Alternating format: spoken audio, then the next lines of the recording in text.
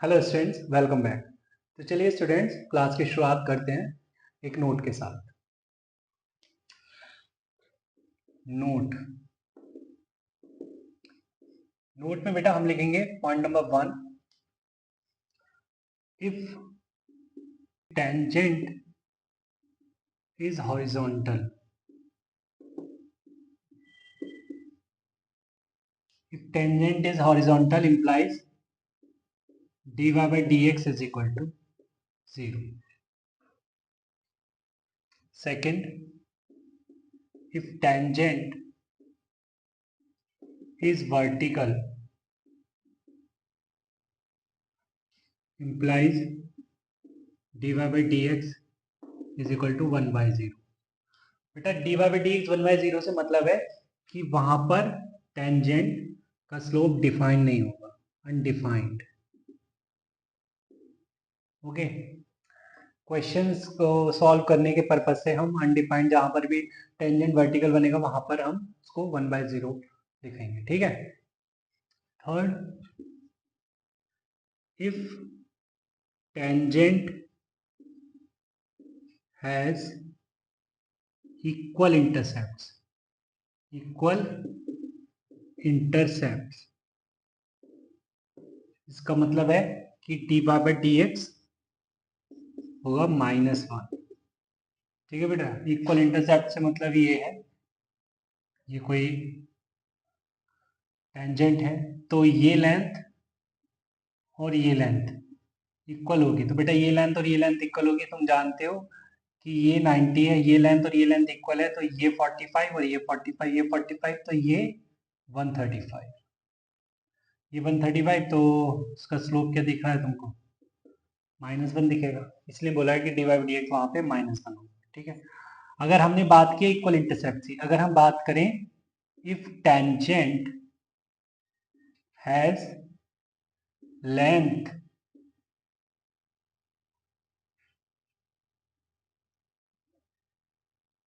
Equal length of intercepts, okay, तो बेटा उस केस में D Y by D X हम +-1 ले लेंगे। ठीक है, कि +1 क्यों लिया मैंने यहाँ पर कि मान लीजिए टेंजेंट इस तरीके से है, तब तो ये 135 दिख रहा है मुझे। अगर लेंथ तो इक्वल है बट साथ में दोनों लेंथ पॉजिटिव है। ठीक है, बट ऐसा भी तो हो सकता है दोनों, यहाँ पर दोनों इंटरसेप्ट पॉजिटिव है बट यहाँ पे एक्स इंटरसेप्ट नेगेटिव है। बट अगर बेटा लेंथ की बात करें तो लेंथ में नेगेटिव पॉजिटिव तो काउंट होता नहीं है, मैग्नीट्यूड देखा जाता है। तो इस केस में, सेकंड केस में, यहाँ पर पॉजिटिव डायरेक्शन के साथ ये जो एंगल बनता दिखेगा तुम्हें 45 बनता दिखेगा, जिसके कारण ये जो स्लोप दिखेगा आपको इसका 1 दिखेगा। ठीक है, और ये तो ऑलरेडी -1 डिस्कस कर ही चुके हैं। ठीक है, तो यहाँ पे D Y by D X +-1 ले लेते हैं। ठीक है, चलिए बेटा अब कुछ क्वेश्चंस पर बात करते हैं। चलिए बेटा, तो क्वेश्चन पर बात करें। Let's C be the curve y³ - 3xy + 2 = 0 if h is the set of points on the curve C where the tangent is horizontal and v is the set of the points on the curve C where the tangent is vertical, then set of h and v के बारे में बात कर रहे हैं। ठीक है, तो हमें h और v बताना है कि क्या क्या पॉइंट्स यहाँ पे बन सकते हैं। ठीक है, चलिए बेटा तो स्टार्ट करते हैं। हमें पता है कि अगर टेंजेंट पैरेलल होगा या कह सकते हैं टेंजेंट हॉरिजॉन्टल होगा तो D Y by D X 0 होगा, और अगर टेंजेंट वर्टिकल होगा इसका मतलब D Y by D X define नहीं होगा, मीन्स हम 1 by 0 लिखेंगे क्वेश्चन को सॉल्व करने के लिए। ठीक है, स्टार्ट करें। तो लेट, ये तो हमें दे ही रखा है y³ - 3xy + 2 = 0। अगर हम डिफ्रेंशिएट करते हैं तो हमें दिखेगा 3y²। डिफ्रेंशिएट करें विद रिस्पेक्ट टू x तो मिलेगा मुझे 3y² dy by dx -3y - 3x dy by dx = 0। Okay, 3 से डिवाइड कर दिया और dy by dx कॉमन ले लिया। बेटा dy by dx कॉमन लिया तो मेरे को दिखेगा y² - x = y, मतलब dy by dx यहाँ पे दिखने लगा y upon Y square minus X. ठीक है, नाउ पॉइंट नंबर 1। बेटा पॉइंट नंबर 1 याद कहता है, पॉइंट नंबर 1 में देखते हैं, if tangent is horizontal, if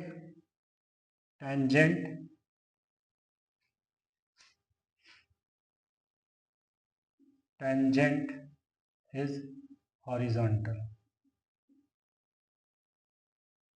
अगर टेंजेंट हॉरिजॉन्टल है means dy by D X यहाँ पे जीरो हो जाएगा। ठीक है, dy by D X zero हो जाएगा means y upon Y square minus x is equal to zero, means y is equal to zero. ठीक है बेटा, अगर y जीरो है तो x मिलेगा तो कर्व से ही मिलेगा, है ना, इसको अगर हम 1 बोल दें, सो देयरफॉर फ्रॉम 1 y की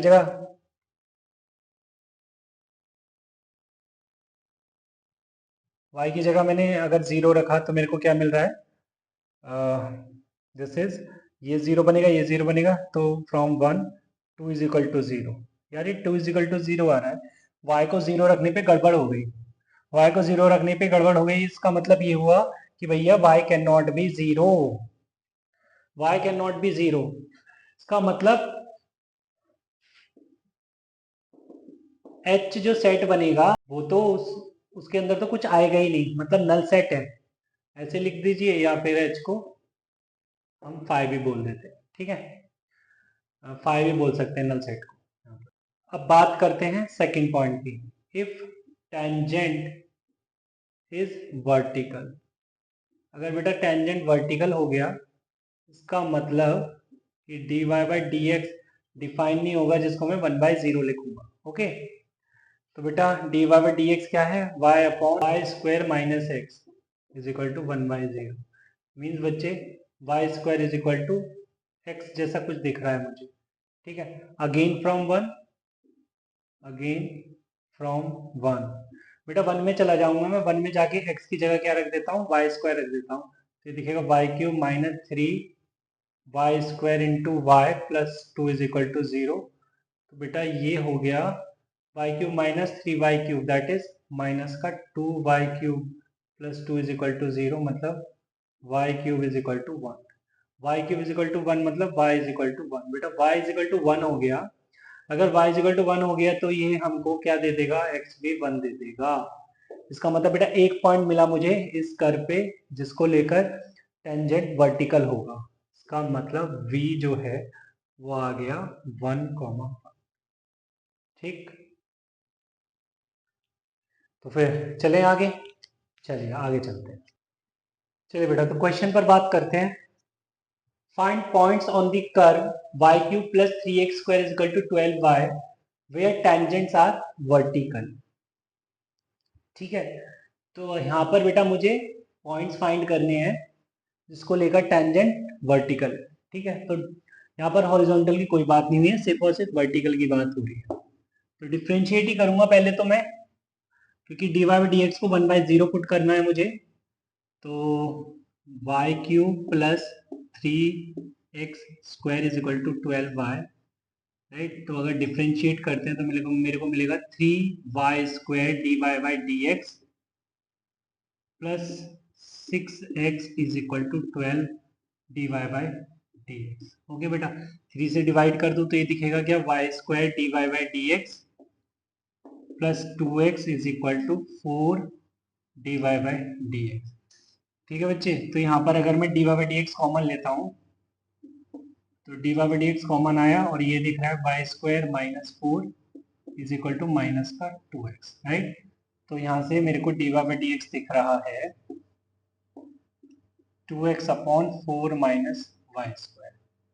अब बात करें according to question, d Y by D x कितना आ गया, 1 बाई जीरो, 1 बाई जीरो आ गया, तो 2x upon 4 minus y square is equal to 1 by zero. Okay, तो 4 minus y square is equal to 0।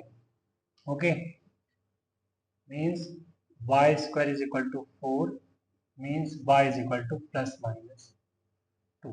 Okay, y बेटा plus minus 2 आ गया। अगर y प्लस माइनस 2 आ गया है, इट मीन्स मैं कर्व में रखूंगा क्योंकि मुझे तो पॉइंट्स चाहिए, तो मुझे x की भी जरूरत है। Now if y is equal to 2, बेटा अगर y इज इक्वल टू 2 आया है, कर्व को पिला दो, है ना। देन फ्रॉम 1 से मेरे को क्या मिलेगा, 2 का cube plus 3x² is equal to 12 into 2। तो ये हो गया बेटा क्या, 3x² is equal to 12 to the 24, 24 minus 8 that is 16। तो x² is equal to 16 by 3 means बच्चे x is equal to plus minus 4 by root 3। ओके, x is equal to plus minus 4 by root 3। इसका मतलब मुझे 2 points मिल गए, ठीक है। अच्छा एक बार ये भी देख लेते हैं कि अगर y माइनस 2 होता, अगर बेटा y माइनस 2 होता, देन फ्रॉम 1 माइनस 2 का cube plus 3x² is equal to 12 into minus 2, right. ये हो गया क्या, 3x² is equal to minus 24 और ये होता बेटा प्लस का 8। तो मतलब कहने का ये है कि x² यहाँ से क्या दिखता है मेरे को, माइनस 16 बाई 3। बेटा x² माइनस 16 बाई 3 आ रहा है, क्या ये चलेगा? बिल्कुल नहीं चलेगा, क्योंकि स्क्वायर कभी नेगेटिव नहीं हो सकता, तो इसलिए ये तो चलेगा नहीं। तो सिर्फ बेटा 2 ही पॉइंट मिले, है ना। y को लेकर 2x मिल रहे हैं मेरे को, तो यहाँ पर 2 पॉइंट्स हैं। therefore points at which tangents are vertical are क्या क्या है, एक तो 4 by root 3 comma y2 and second one is minus 4 by root 3 by. बेटा y सेम रहेगा, x कोऑर्डिनेट चेंज हो जाएंगे। चलिए बेटा आगे चलते हैं। चलिए तो क्वेश्चन लिख दिया बच्चे, locus of all points on the curve this y² is equal to 4a times x plus a sin x by a where tangent is parallel to x axis। Suppose करो ये कोई कर्व है ना, यहां पर मैं डिफरेंट डिफरेंट पॉइंट्स देख रहा हूं, ठीक है। ये डिफरेंट डिफरेंट पॉइंट्स देख रहा हूं, मान लीजिए कि इन सभी पर टेंजेंट जो है बेटा वो पैरेलल टू एक्स एक्सिस है, ठीक। तो अगर मैं इनको ज्वाइन करता हूं, सिर्फ इनको ज्वाइन करता हूं स्मूथ या फ्री हैंड के साथ, देन वो लोकस क्या होने वाला है इस पर बात होगी, ठीक। तो मुझे क्या करना है, सबसे पहले तो मेरी नजर कहां गई, tangent is parallel to x axis पर। तो समझ आ गया कि dy बाई dx निकालूंगा और उसको 0 रखूंगा, ठीक है। तो ऐसा करने से देखते हैं बेटा क्या मिलता है मुझको। देखिए y² is equal to 4a times x plus a sine x by a, this is 1। अब अगर मैं इसे डिफरेंशिएट करूं तो 2y dy by dx is equal to 4a, constant है, x का 1 प्लस a साइन का हो गया cos, आर्ग्यूमेंट फिर आर्ग्यूमेंट का भी होगा, दैट इज 1 बाई, ए से कैंसिल आउट हो गया, 2 2 ज़ा 4, मतलब dy बाई dx क्या दिख रहा है बच्चे मुझे, 2a by y 1 plus cos x by, ठीक है। मैं अकॉर्डिंग टू क्वेश्चन ये dy by dx equal to 0, मतलब 2a upon y into 1 plus cos x by a is equal to 0। Cos x by a is equal to -1, ठीक है। तो यहाँ पे साइन x बाई a क्या आएगा, बेटा कॉस चाहे -1 आए या 1 आए, साइन को तो 0 ही होना पड़ेगा। बेटा साइन 0 हो गया, साइन x बाई a 0 हो गया है। देखिए हम क्या चाहते हैं कि टेंजेंट बने parallel to x axis, right. अगर tangent parallel to x axis बनेगा तो उस केस में साइन एक्स बाय ए को 0 होना पड़ेगा। तो बेटा साइन एक्स बाय ए को अगर मैं 0 कर देता हूं, या इसको इतना दूर न ले जाके 1 यहाँ पर ही रख देते, ठीक है। तो चलिए बेटा ये क्या आ जाएगा, y square is equal to 4a x plus 0, ठीक है, मतलब वाई स्क्वायर 4ax। अरे वाह, ये तो बड़ा जान पहचान का लग रहा है हमें। क्या है बेटा, पैराबोला। तो यहाँ पे बेटा लोकस आ गया है parabola y square is equal to 4ax। चलिए आगे बात करते हैं। चलिए बेटा, तो बात हो रही है यहाँ पर क्वेश्चन को लेकर, find points on the curve 9y square is equal to x cube. इस कर्व पर हमें कुछ ऐसे पॉइंट्स फाइंड करने हैं, tangents at which make equal intercepts। उन पॉइंट्स पर टेंजेंट इक्वल इंटरसेप्ट बनाता हूं, राइट। चलिए शुरुआत करते हैं। बात तो डी बाई डी एक्स से ही शुरू होनी चाहिए, है ना। चलिए, तो हमें कर्व गिवन है 9y square is equal to x cube, से दिस इज 1। तो बेटा डिफरेंशिएट किया तो मिला मेरे को 18y dy by D x is equal to 3x square, 3 6 18। ओके, तो डी बाई डी एक्स क्या मिल रहा है बच्चे मेरे को, एक्स स्क्वायर अपॉन 6y, ठीक है, एक्स स्क्वायर अपॉन 6y। तो यहाँ पर अब x square equal to 6y आ गया है। According to question d Y by D x क्या होना चाहिए, -1, क्योंकि बेटा reason being tangent make equal intercept. अभी अभी हमने पॉइंट्स में लिखा था ना कि अगर इक्वल इंटरसेप्ट बनाता है कोई टेंजेंट तो डी वाई डी एक्स वहां पे -1 हो जाएगा। तो बेटा यहाँ पे x square upon 6y is equal to -1 आ गया।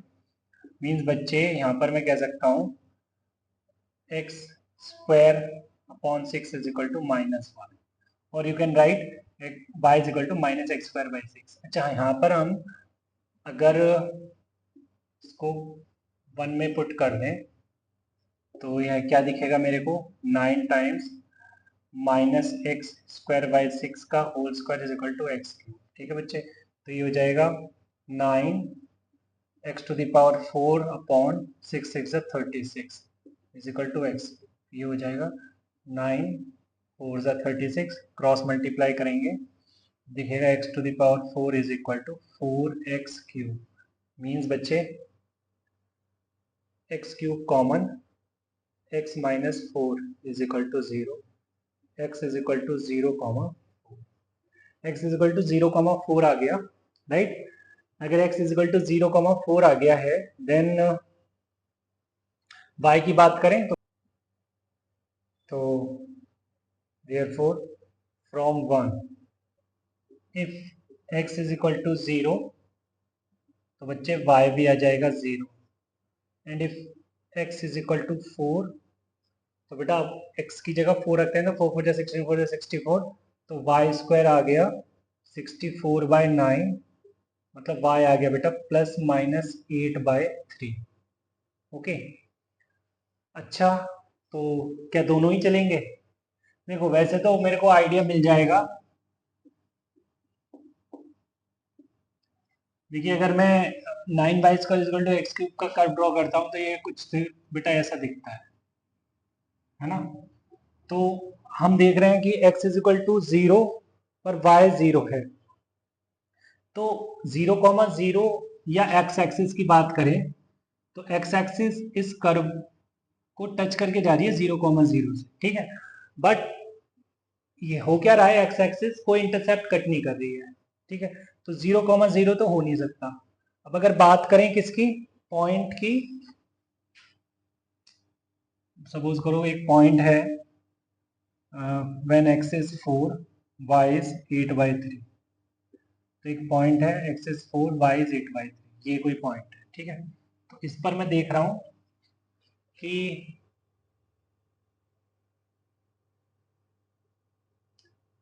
ये इंटरसेप्ट कट हो रहा है, ठीक है, 4,8/3 पे। तो x इंटरसेप्ट तो बेटा देखो यहां से मेरे को पॉजिटिव दिख रहा है, बट y इंटरसेप्ट क्या दिख रहा है, वाई इंटरसेप्ट तो नेगेटिव दिख रहा है, तो ये वाला पॉइंट नहीं चलेगा। रीजन नहीं कि x intercept is greater than 0 and y intercept is less than 0। Magnitude में इक्वल है तो क्या हुआ, बात तो सिर्फ इक्वल इंटरसेप्ट की हो रही है ना। और अगर बेटा कोई पॉइंट Q है, Q जिसका x कोऑर्डिनेट 4 है और y कोऑर्डिनेट -8/3 है, ठीक है, तो वो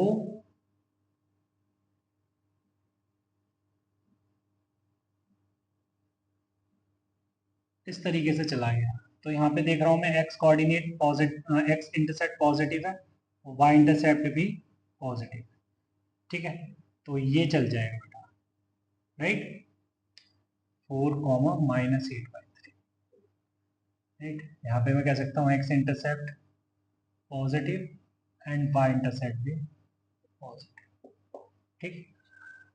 तो ये नहीं चलेगा, ये चल जाएगा। अच्छा, अगर कोई बात करें हम ओरिजिन को लेकर, this is P, this is Q और ये ओरिजिन, तो ये क्यों नहीं चलेगा?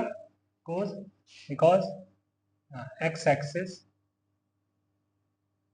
Does not cut any intercept और does not make any intercept,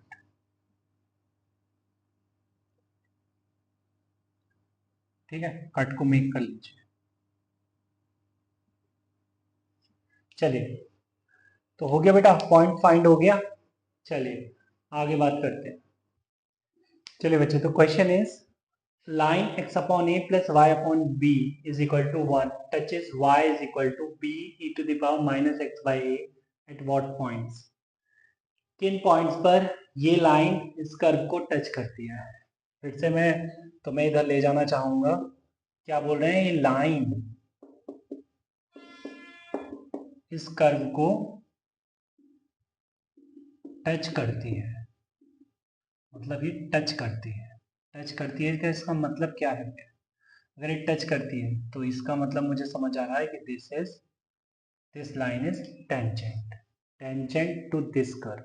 okay, तो सर ऐसा क्या हो गया कि ये टेंजेंट है तो मुझे कुछ पता लग जाएगा? अरे बेटा, अगर टेंजेंट है तो इस लाइन का जो स्लोप होगा वो कर्व को डिफरेंशिएट करूंगा तो dy बाई dx के बराबर होगा, ठीक है। तो मुझे वो पॉइंट्स फाइंड करने हैं। सो नाउ यहाँ से बेटा, तो मुझे स्लोप क्या दिख रहा है, अगर m की बात करूं तो -b upon a, minus sign coefficient of x upon coefficient of y रहता है, उसी के चलते मैंने m बता दिया इसका, ठीक है। अच्छा, अब बात करते हैं डिफरेंशिएशन पर, कर्व को डिफरेंशिएट करते हैं। तो dy बाई dx मेरे को क्या दिखेगा, v into e to the power minus x by a to -1/a, differentiate करूंगा। तो अकॉर्डिंग टू क्वेश्चन, अगर ये लाइन टेंजेंट बन रही है, मतलब ये लाइन टच कर रही है, तो -b/a e to the power -6/a किसके बराबर होगा, -b/a के बराबर होगा। ये बेटा कैंसिल आउट हो गया इससे, तो मेरे को क्या दिख रहा है, e to the power -6/a is equal to 1 को लिख सकता हूँ मैं e टू द पावर 0। तो कंपेयर करके मैं देख सकता हूँ -6/a इज इक्वल टू 0 दिख रहा है, तो मैं बेटा ये भी तो कह सकता हूँ x इज इक्वल टू 0 है। अब बेटा अगर x 0 आ गया तो y क्या आ गया, y is equal to b to the power -0, मतलब e टू द पावर 0 मतलब y is equal to b आ गया, ठीक है। तो पॉइंट क्या मिल गया मुझे, पॉइंट इज 0, b, ठीक है, पॉइंट इज 0, b। चलिए आगे चलते हैं। चलिए बच्चे, तो question is number of values of c for which line 3x plus 4y is equal to c touches the curve x to the power 4/2 is equal to x plus y, ठीक है।